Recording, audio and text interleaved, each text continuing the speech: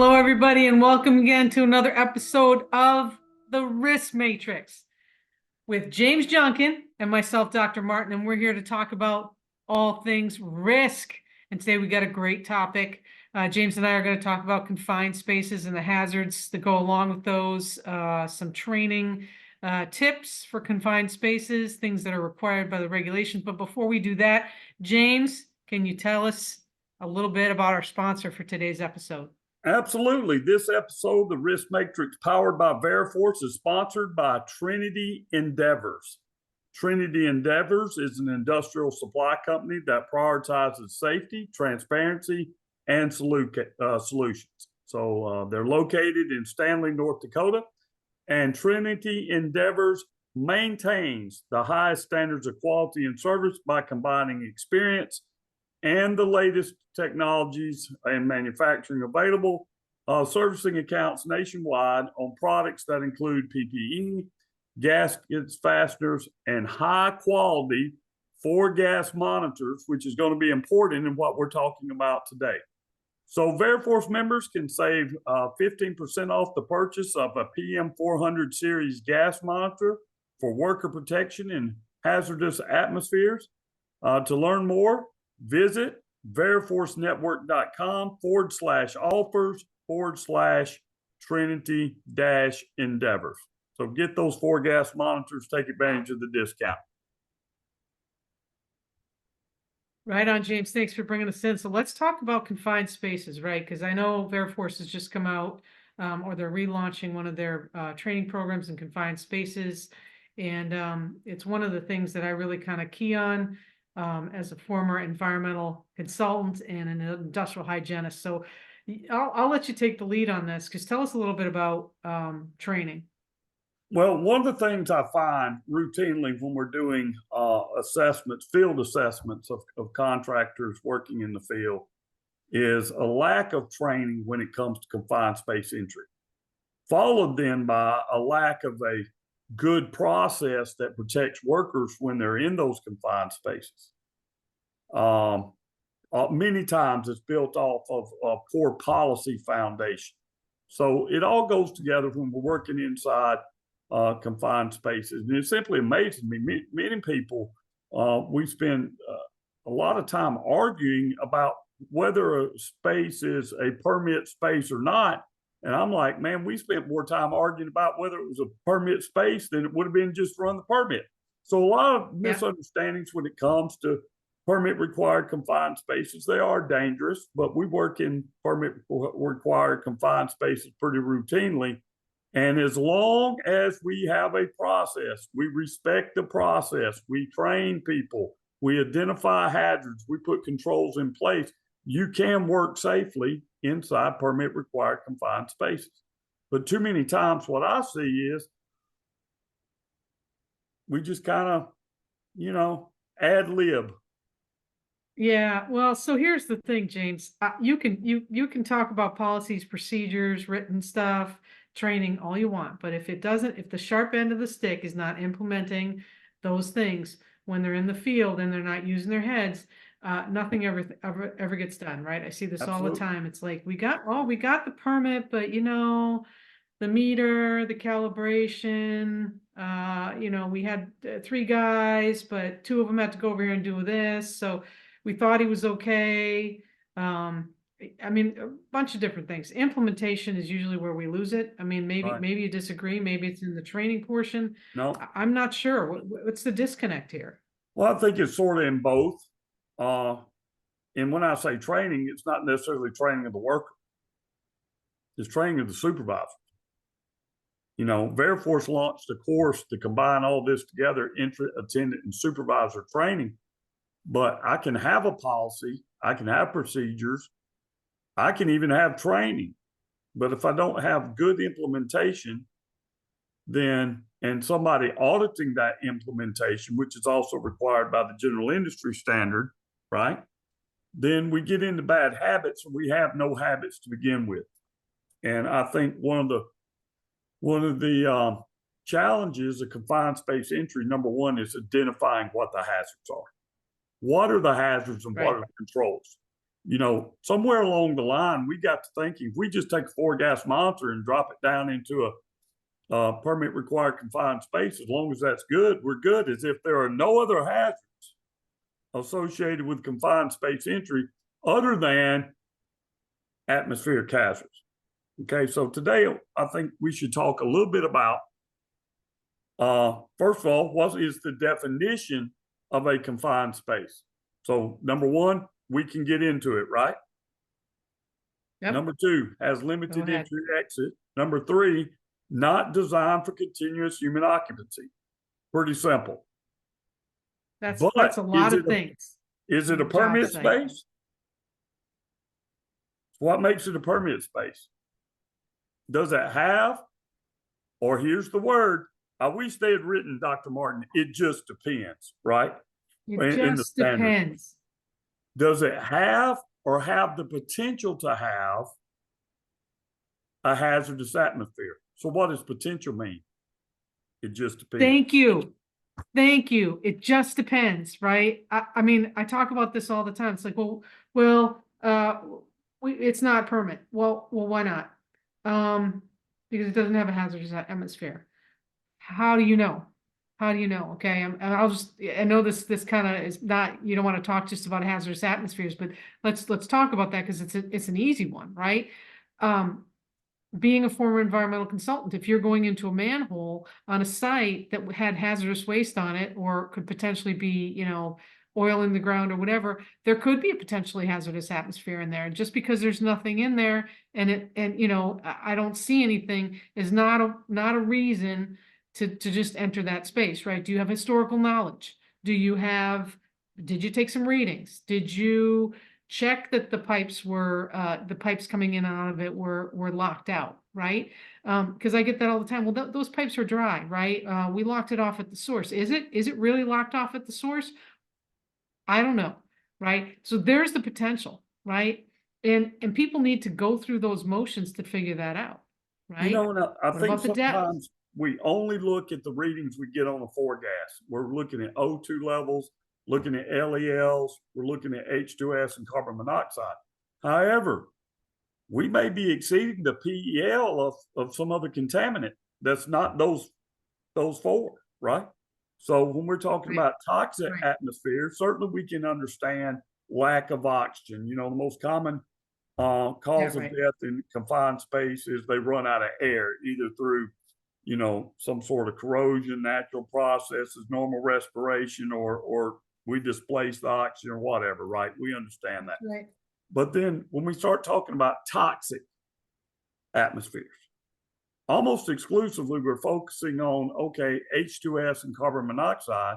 Now, I don't want to diminish that, but there are other hazards that we're not maybe monitoring for on that 4-gas, right? That's right. Volatile organic compounds, right?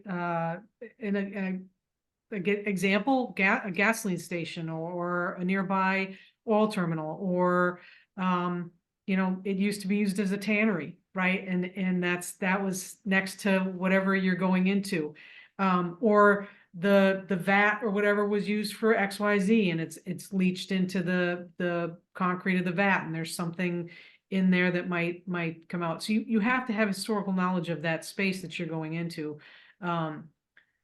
in order to make that determination. There's a lot of things that'll kill you, right? It's not just those 4 things on the meter. That's just the tip of the iceberg, right? And we gain that. So I know you don't want to talk about hazardous atmospheres, but well, go ahead. We talked about this in a previous episode when we talked about respiratory protection, right? So when we're talking about atmospheric hazards, you have to make a reasonable estimate of the contaminants' physical and chemical properties, right? So, and in what state it's in. So if we're looking at these type of to monitor for that, the 4-gas is not going to pick up every chemical known to man, right? So we need some historical context to be able to get the right atmosphere. So toxic atmospheres, including hazardous chemicals or biological agents, whatever that's in there. Again, something I say every episode, just like you say, it depends. Hazards are best controlled in the planning of the work. if we're going to go into a confined space, let's don't just jump down in there unless we're going to go in full blown IDLH respiratory protection and wear supplied Yeah. air. Level A, level A. You know, don't forget about what you bring in there with you, I right? want to talk Are about you that bringing? when it comes to fires and explosions, right? When we have fires and explosions, sometimes it's the chemicals in the space, right? Yep. Dust could be part Well, of an explosive hazard. But what about the stuff what we're are you bringing working on? into the space? Yeah. What tools are you bringing in there? Are you welding? Are you using pipe dope? Are you changing the atmosphere by your very actions, right? You've gone ahead and you've deemed it safe, but then you take something in there and you do an action that's going to make it unsafe. That comes into play when it's a permit required confined space, right? So you got to think about all those things. And I don't think people are, right? They, you know, if I don't see it, you've ever seen that on the site? If I don't see it, it doesn't exist, That's right? And, you know, we're subject to that in people in our everyday lives, as people in our everyday lives, that if I don't see it, it must not be true, right? And as a scientist and as an academic, my theory is always like, what is it that we don't see that's going to bite us, right? And are we curious enough to want to know, right? I'm not going in that space unless I feel comfortable. But there are a lot of people that we need to protect that don't have that same sense of self-preservation. Well, I think one of the other things that's challenging to people that we get wrong in confined space is continuous monitoring. Well, we can't write it down on the permit continuously.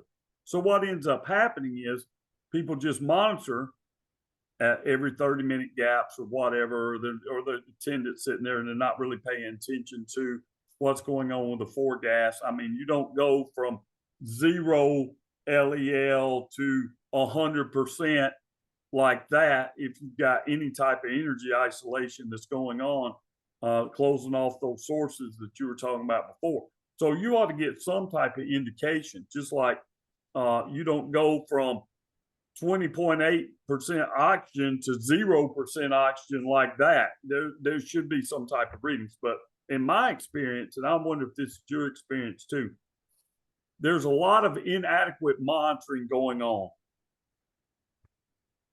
Yes, there's a lot of inadequate monitoring and there's a lot of misconceptions on when it's time to get out of a space. Okay. I had somebody tell me the other day, well, I know when to get out of a space. I'm like, okay, when do you need to get out of the space? When the alarm goes off. Well, I mean, yes. However, if your attendant, the person who's taking the readings, is paying attention, right? And they're taking, or at least, you know, monitoring the readings as they're going, you should know that things are going south before that the bells and whistles go off, right? Now I get a lot of people that wear, you know, like personal oxygen monitors and stuff like that, but that's also not adequate, right? Because the attendant is not monitoring this unless it's connected to something that the attendant can see. So yes, by all means, when the alarm goes off, get out of the space, right? By all means, let's set the alarms before you would get to an IDLH or to the PEL or whatever it is. But that attendant should be monitoring those conditions, like you said, you know, just kind of not passively, but actively, right? You said 30 minutes. You know, I'm not a fan of that, right? I mean, you don't know what you don't know. So the attendant should be attending, and they should know Just way because your beforehand when form people says should be write it exiting. down every 15 minutes or every 30 minutes, that's not continuous monitoring. A lot can change in 30 minutes. That's correct. That's correct, right? You're not going to walk away and come back in 15 minutes, right? Just like you're not going to say the fire department is my rescue plan, okay? Because unless the fire department is sitting there on site, what's going to happen when the oxygen in that space goes to less than what you need? Okay. Body retrieval. What, you know, what's, and well, you need, it's body retrieval, right? Because I don't know any fire department unless they're right across the street is going to get there in 2 minutes or less than 2 minutes.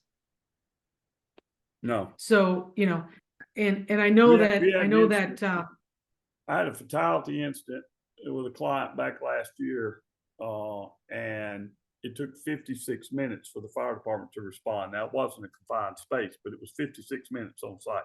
You cannot hold your breath for 56 minutes. 4 or 5 minutes, whatever, and now we're into severe brain damage, and maybe you make it to the hospital, maybe you don't. But typically those folks are on life support, respirators, and then a week later, the family's having to make the decision to pull them off. So proper planning, having the right rescue there, ineffective monitoring is worse than no monitoring at all. yeah, yeah. I agree with you. I just wanted to, I'm going to put myself on the spot because I don't know exactly where it is in the regs, but, I think a lot of people rely on the fire department falsely because they think in the regs it says, if they're within 15 minutes, you have to have a first aider on site and that kind of stuff. That has nothing to do with confined space, right? It has nothing to do with confined space. The first aid standard is a standalone standard. It's not a rescue standard. It's none of that, right? So, I know that gets us a little off topic, but it's a pet peeve of mine when people say, well, the fire department is our plan. Let me tell you something. The fire department is there to stop fires, right? And if there's a fire, they're going to the fire. Okay. And if it's something you didn't tell them about, they're probably not making you a priority. So unless you hire a detail, the fire department's not coming. And they're not coming as fast as you need them. So have a rescue plan, right? Well, and make sure that you practice it. here's what, and there's 1910 146 in general industry, and a very new, relatively new standard compared to how long the OSH Act's been out there. Subpart AA in the construction standard when dealing with confined spaces, right? And what you're talking about is it's allowed under the general industry standard to summon rescue if it can get there in a timely manner, considering the hazards identified. So if my hazards are low oxygen, I almost have to have people right there ready to come in, because then you look at the respiratory protection standard, and that would be considered to be an ideal H atmosphere. Employees equipped, trained and properly equipped to go in and perform rescues in those hazardous atmospheres. So maybe we ought to do an episode sometime on exactly what a rescue team, qualifications are, and when you should have them standing by and when you can summon them. But the point is, what does OSHA tell you? Consider the hazards, timely, effective rescue. If it's body retrieval, then you didn't have an effective rescue. And so. And our friend Brent Kettlecamp would say you don't want to be in, probably, I'm guessing what he would say, you don't want to be in those wiggle room areas, especially when you could be largely in the wrong. Absolutely. So as we go through these things of fires and explosions, one of the issues I see is actually bringing the hazard into the space. There's a very famous Chemical Safety Board video people can go check out of a fire in a confined space from bringing MEK into the confined space to where you blew past the LEL, right? They did that to themselves, and then whatever initiated the spark or the ignition source is undetermined. Well, a lot of people died because of it. How about this one? Engulfment. How many people think of an engulfment hazard? We're so focused on this 4-gas monitor, we forget these other hazards like liquids and solids. So you mentioned it about blocking supply lines into the space. All right. Yeah. I get a lot. Well, that's been turned off. Well, has it been locked out? Did you walk it back and verify it? Did you walk it back and verify it? Did you look at the plans? Did you ensure that there's no other way that can come in, right? A lot of historical plants, manufacturing, even in construction, right? You find that you don't know, let me tell you something, a lot of stuff that you don't know will kill you. So make sure that you walk it back, make sure that it's locked out. Water is a common engulfment, right? My friend from the environmental industry, we were working on an Air Force base, and they went down and they said, take off this valve piece. We've already taken the jet fuel, flushed the lines, right? Went down in the confined space. They were doing monitoring, and he started to take the bolts off the flange, and guess what? Jet fuel. Not good. Jet fuel. And he talks about it to this day, being boot deep in jet fuel and climbing out of that manhole as quicker than he JP5, probably ever has done. JP6, I like kerosene. So any type of static, JP4. very fortunate. Yep. Very fortunate. He's very fortunate. I was down So- in confined space, kind of like that, in a hydroelectric dam in Michigan one time. And we was in a pen stock underneath the hydroelectric dam. It was about a 40-foot diameter pipe, and the water comes down from the upper reservoir to the lower reservoir, spins the generator. And they had done lockout, tagout. We were doing rescue on that. And so anytime I'm part of a rescue team, I always insist that we go into the space first, check it out.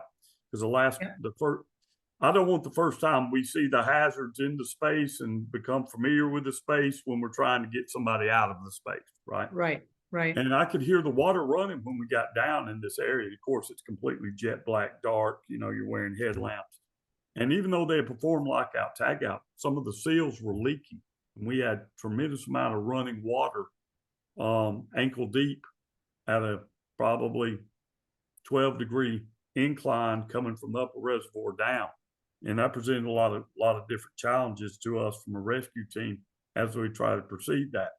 At any point, if that breaks, we all drown. Right. Okay. So we ended up stopping the job on that and coming up with a better engineering solution. So consider engulfment.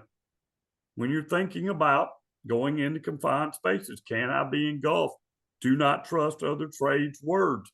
You're supposed to be putting a lock and tag. Every person with the potential to be injured shall place a lock and or tag on each energy isolation device. That means all the entrants. Everybody, right? That's right. Same thing's probably true with entrapment. Now, entrapment, in my experience, comes typically with complexities of the confined spaces you're going into. So proper planning. Let's don't get down there and find out that we have downward converging walls and all of a sudden we're stuck. Or we're taking something out of the space and we get pinned. Right? Absolutely. We're going down there to take stuff out and rig jig or something and put something in like a ladder or whatever. And you go down in there and it's so tight that you get pinned by whatever you release from the walls or sides. Entrapment. A lot of people be surprised by this statistic. Number one cause of death in confined spaces, they run out of air. Number two is falls. Either they falling or something falling on them. So what's the point here? A good hazard assessment, know what you're dealing with in a confined space, moves beyond just you getting good readings on a 4-gas monitor. That's right.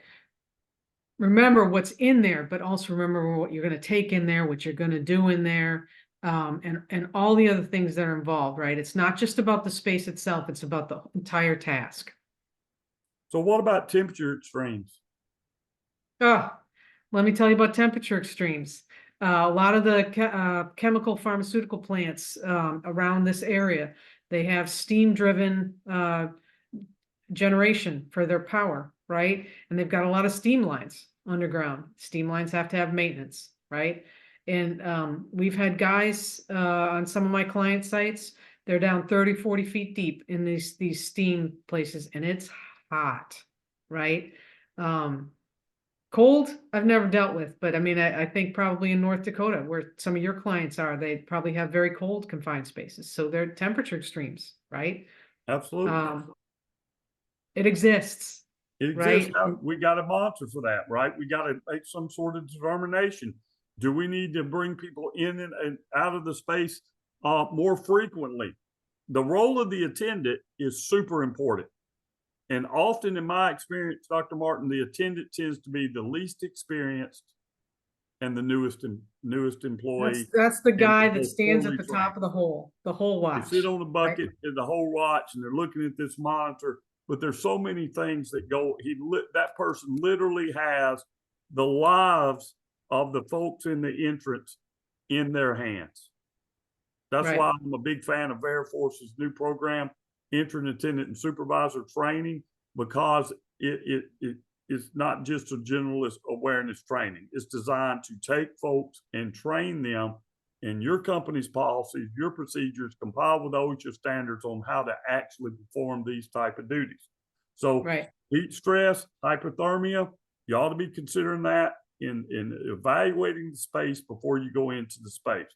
Now, here's one that a lot of people don't consider, noise and its impact on the worker, but also noise being amplified in a confined space can interrupt your communication, right? Mm-hmm. So attendant's responsibility is to stay in contact with the entrance and order them out if they detect any abnormalities, right? Well, are we accounting for noise? We're accounting for noise.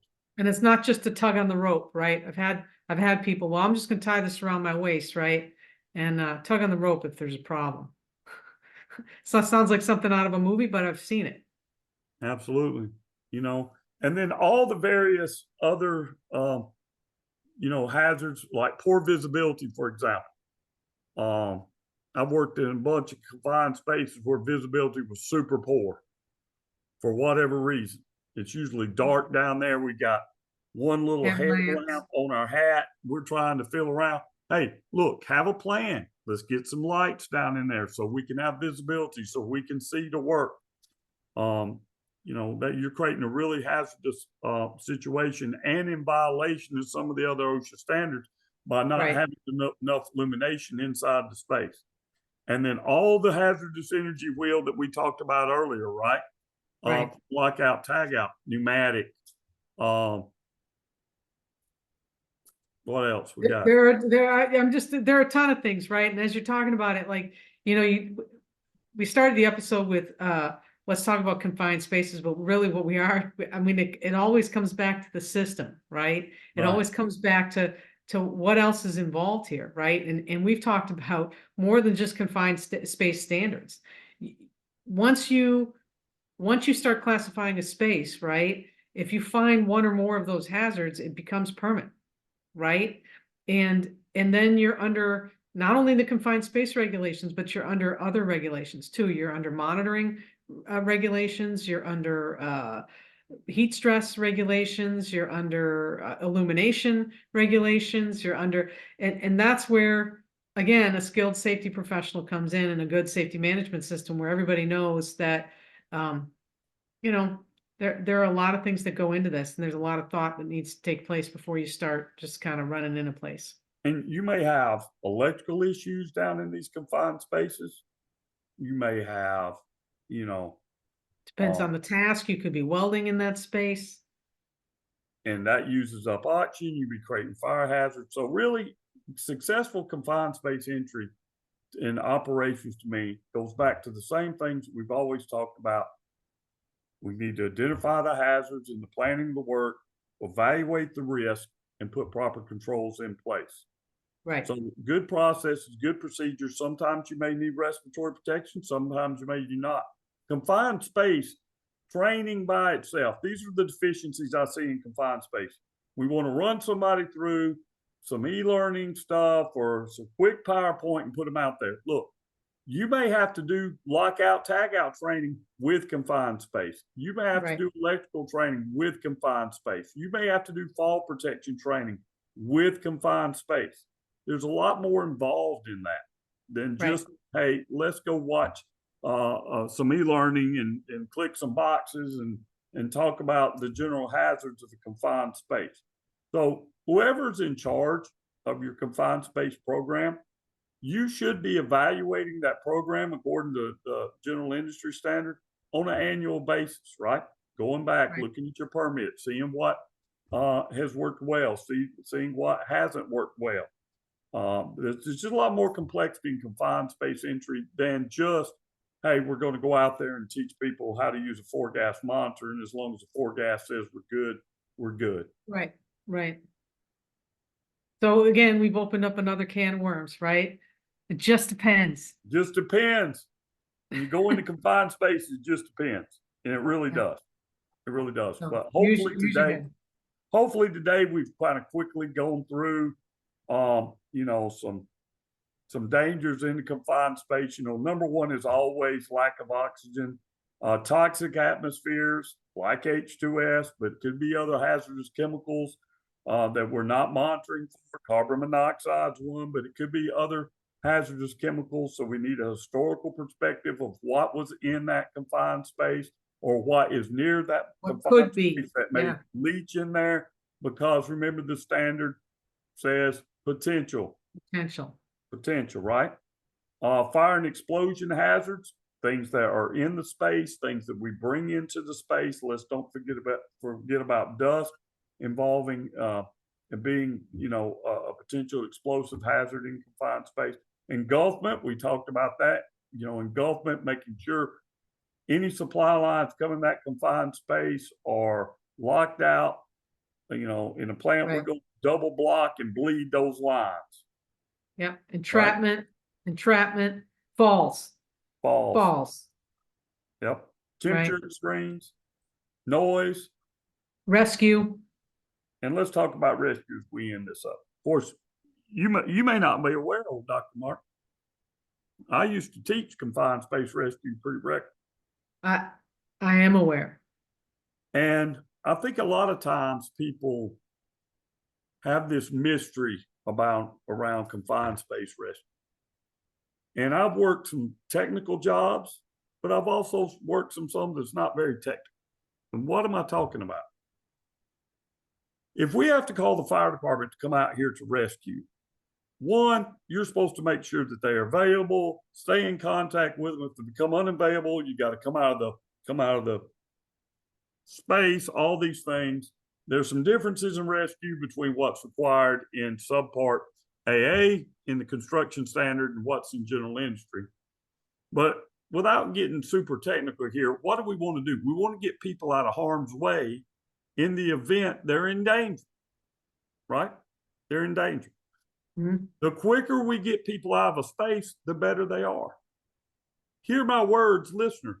A tripod is your friend. You don't have to go to the fire academy to learn how to use a tripod, right? Simple tripod that's set up with a winch on it. Hooks that you've tested. That you've tested, right? Assuming that you didn't just go buy it and throw it out there, and you train people and it's appropriate to the cause. But look, if they put people in a full body harness and lower them down in a manhole, it's a lot easier to winch them out and a lot quicker. That doesn't require 2 weeks of training. We're not talking about rappelling here. How about horizontal entry into the side of a tank? I can train you to put on a SCBA, walk in there, and put somebody on the backboard and carry them out. Yeah. So I think sometimes we have this big mystique about confined space rescue, and in many cases, we're making this a lot harder than it is. Now, it's technical rescue hard. If we got to get ropes and we got to rappel and we got to do that, you need to leave that to the professionals. But going into a manhole and hooking somebody to a tripod and a winch really is not that technical. You need to be properly trained and all the things Dr. Martin said. But let's think about that, because our priority needs to be how we're going to get them out of space. Right. The very first question I always ask when we put people in confined space is, how are we going to get them out? Yep. Okay. How are we going to get them out? But anyway. Good chat. As always. So, you know, again, mention where Veriforce Network members can get that training, or people who want to tap into that, because I know there aren't a lot of options out there. We have instructor-led training for confined space entry, attendant, and supervisor training, not rescue.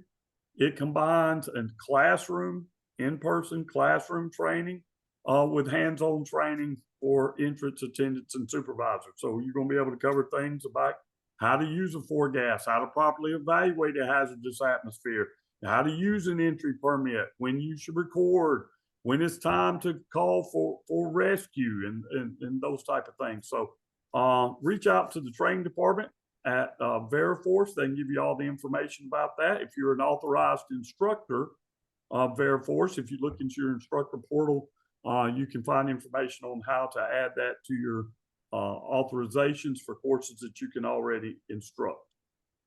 Awesome. Hey, James, and everybody listening, thank you again for joining us in the Risk Matrix, baby. If you like what we do, hit that like button, smash that subscribe. That's right. And hey, go down in the comments and say something. It's okay to tell us we're wrong or right. Ask more questions. Reach out to James or myself on LinkedIn. And again, thanks again for you guys for listening to us jibber jabber about safety things and risk things. And we'll see you next time. Next Tuesday. Roll Y'all Tide. keep bringing those workers home safe from high hazard jobs.